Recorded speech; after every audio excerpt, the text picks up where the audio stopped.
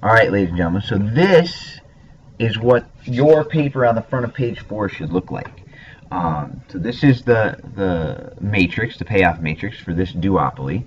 I'm not going to spend a lot of time on 1 through 4. I'll go over 1, and then we'll jump down to 5 and 6, and we'll look at the Nash equilibrium together, because this is actually a little tricky for the Nash equilibrium. So Horatio chooses no new trick, so I look just at the left column. I ignore everything over here. The 600, 800, 300, and 200 mean nothing to me. Absolutely nothing.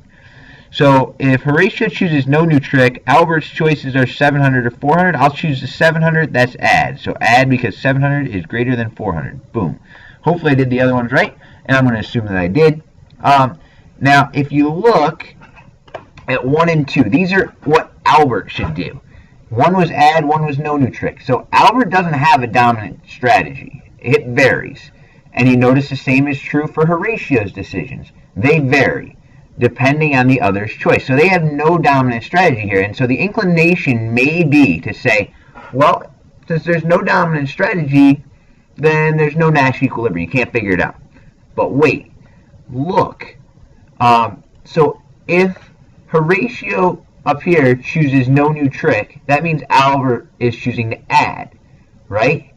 And if Horatio chooses add, Albert's always choosing here. And you notice that if we switch it and we look at Albert's choices, Albert chooses to add. The choice for Horatio becomes 600 or 200. They always choose this box, regardless of what the other does. So that's one choice that ends up.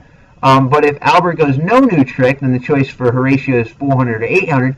And so we always end up at these two boxes. There's never a situation where they end up choosing no new trick, or both adding. They either, one adds and the other doesn't, or nothing. So these are your two Nash equilibriums. So this is a scenario where you get two Nash equilibriums, where Albert adds and Horatio doesn't, or Albert says no and Horatio adds. So this was tricky. The inclination is to say none, but that is not correct. I don't know if I've ever seen one on the AP test where they did this to you. Normally they give you somebody with a dominant strategy, but so that you've seen it before. So this was a little tricky. So you should have been able to do 1 through 6 for sure. 7 probably gave you nightmares. But again, it's not normal that this one shows up on the AP test, although it could. All right. So now I'm going to show you how to manipulate the payoff matrix in just 1 second. All right. So let me know if you had any trouble with this.